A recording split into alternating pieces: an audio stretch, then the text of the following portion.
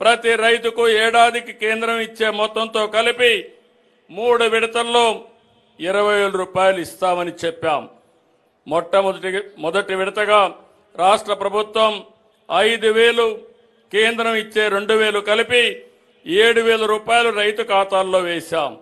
47 లక్షల మంది రైతులకి 3,173 కోట్ల రూపాయలు అందించాం.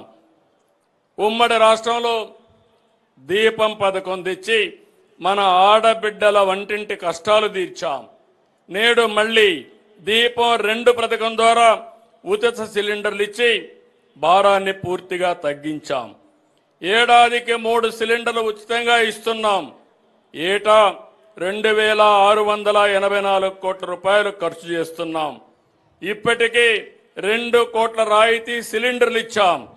2029 నాటికి 20 లక్షల మందికి ఉద్యోగాలు, ఉపాధి అవకాశాలు కల్పిస్తామని సూపర్ 6లో చెప్పాం.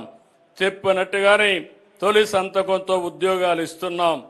16,347 పోస్టులు మెగా డిఎస్సి ద్వారా ఈ నెలాఖరు లోపల నియామకాలు పూర్తి చేస్తాం.